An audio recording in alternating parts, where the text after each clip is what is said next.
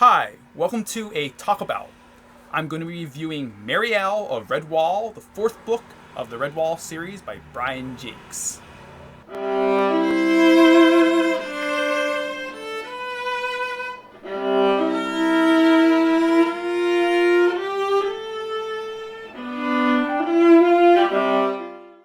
This book in particular is a very good Redwall book, even though they're all really good. It's just, there's so much in it, and it's very unique. In the sense, it's basically a pirate adventure you go on when you read the book, as well as though there is a lot of familiarity with the Redwall world, of course, which the author Brian Jacques always has in his books. This book will go back in history to things going on past the Redwall. It doesn't go back before Redwall Abbey was built, like books like Muspel or Martin the Warrior or others, or Brocktree or whatever, but it goes back to like the early beginnings after Redwall was built, and to the time of people like mice like Joseph the Bellmaker. You find out a lot of history behind him and the bell that he made, which is in Joseph the Bell, which is in the first book Redwall, as in kind of in others as well, in a form, and where the bell comes from, and a lot about his daughter, of course, who is the main character of this story, Mariel, Mousemaid, and it's really about her after she got shipwrecked over a storm onto the shore, and she doesn't remember who she is anymore. She completely lost her memory, has amnesia, and she doesn't remember her own name. And so all she has on her, she finds she has a rope on her. She has to instantly protect herself, and she ends up calling that rope Goalwhacker. And then she comes up with her own name as Storm, because she was washed up in a storm. So she's now referred to as Storm Goalwhacker. And all she remembers is that she is a warrior, because that's his instinct. This kind of comes to play, and she remembers that only. And so it's basically about her as the main character. The main bad character in this story is Gabul the Wild, where the storyline is really all kind of takes place around. He's the main focus, really, in a sense, besides Mariel. And he's the reason that got Mariel into the place she is, and this book starts.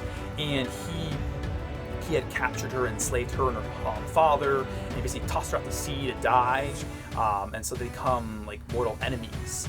He rules on a place called Tormore Isle and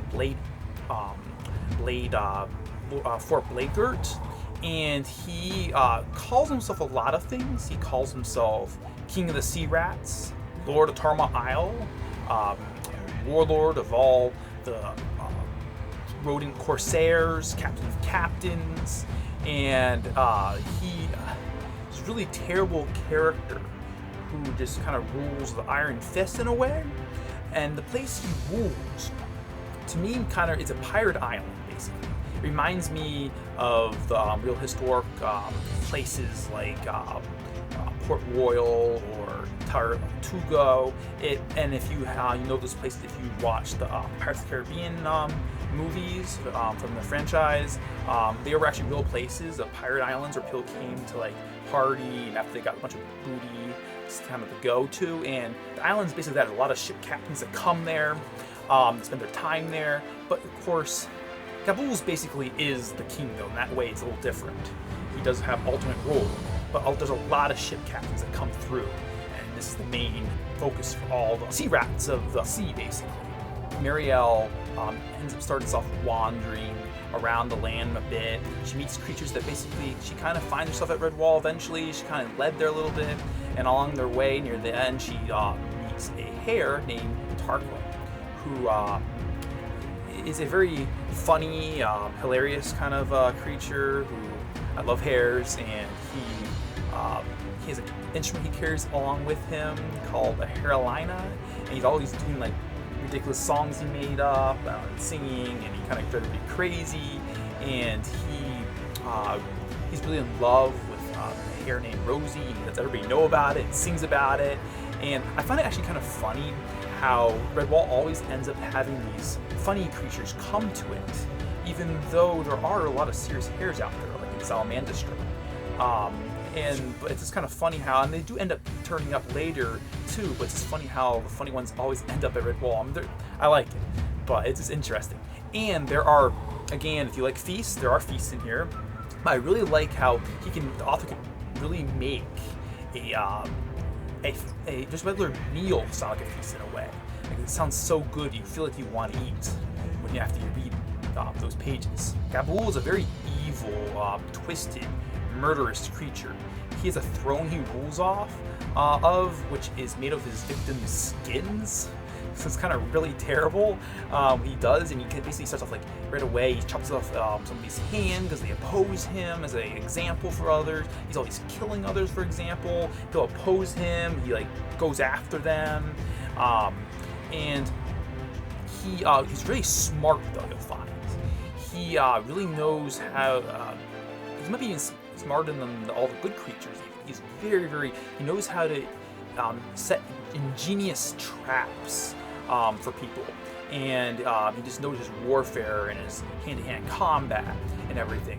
But you'll find that he starts getting haunted by like a badger lord and the bell that he has captured, and he's just basically always constantly haunted by this. So he kind of ends up becoming crazy because of this, and which he kind of already is, I guess, in a way. He really is actually, but becomes in a sense more ridiculous.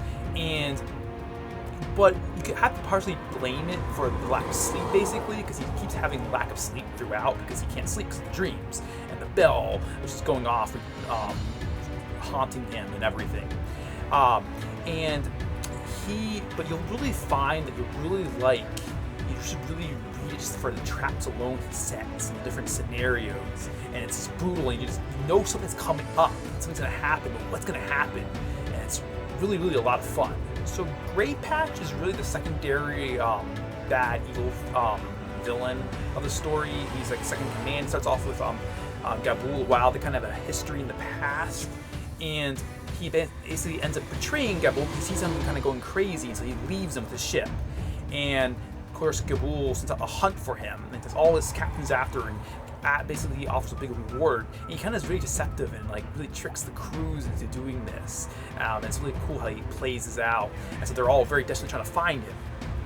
But he sails his ship, and he ends up going to Mossflower and Redwall and ends up attacking it basically. And that's their main attacking force of Redwall. And he's his own basically story separate from it. And of course Redwall's really outraged by like his friend would do this to him. And he has his second in command, or not really second in command, but the one that's always kind of like against him, is called Big Fang, and he's one of his rodents with him, and he always causes him problems basically. Dandin is another main good creature of this book. He's in the bloodline of the historical past of Gaunt the Mouse Thief, which is from the second book of Redwall series called Mossflower, and he it's just kind of like always causing problems. He's a character. He likes to sing, play music. He ends up getting Gaunt's old flute he's handed to, and he's basically a troll maker. And he ends up being the one. He's a warrior like Mouse. He ends up getting the Redwall Martin's sword to fight with, and which it's kind of interesting how it's such a great sword, a great weapon. But Mariel can effectively use her rope so well that they're kind of comparable in that way, because she's such a great warrior with that rope. And I like how the use of that weapon is. There is Simeon. He's an herbalist at Redwall. He's a blind herbalist, and it's kind of interesting how his character is able to sense things that others don't. You always look to him in a sense, because he's always kind of recognizing what's kind of going on, usually, a lot of the times.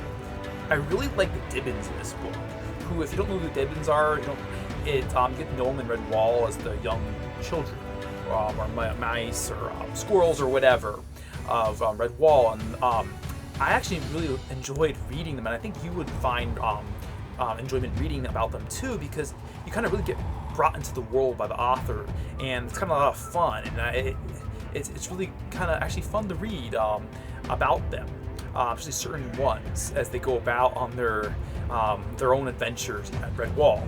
There are some really cool, interesting characters and creatures in this book that the author adds, like a lobster and a scorpion, and it's kind of cool. They're basically monsters considered monsters, and it makes a lot of sense. It's kind of cool to see the relation like mice and others and rats have to these kind of creatures.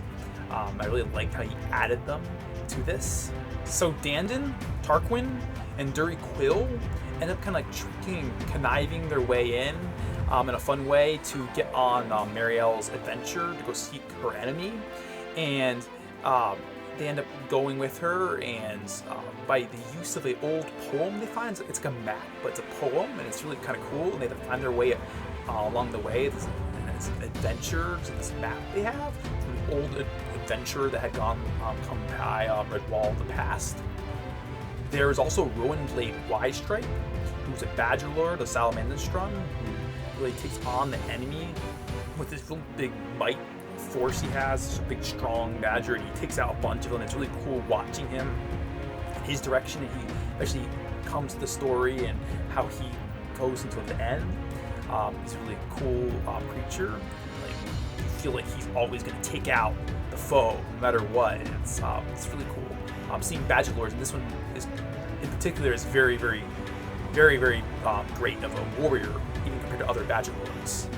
I personally think that Grey Patch's plans were actually really great and effective, and that he could have actually maybe possibly have actually probably very, very possibly have won a victory over Redwall. It's just a lot of bad timing or bad luck he had, or good luck for the good creatures. But yeah, he could have really, he was smart, and a lot of great plans that really should have succeeded in a way. So this is definitely a very good book, even outside of Redwall history that helps fill in, and you should maybe, if you already read Redwall and haven't read this book, you should definitely read it for that reason as well. But it's also a very good book on its own. Just on its own as a novel, it's really, really good, well-written book. And also, I'd also really recommend get, as well as the book and different experiences, but to get the audiobook to go with it. They're really great. The author narrates it, a bunch of cast members, and it brings to life the songs and everything. Thanks for watching this video. If you did like it, please hit that like button, and don't forget to subscribe if you'd like to see more. I will be coming out with more in the future, as well as reviewing hopefully the whole Redwall series as a whole. So I plan on doing it, so stay around for that, and I hope you enjoy reading.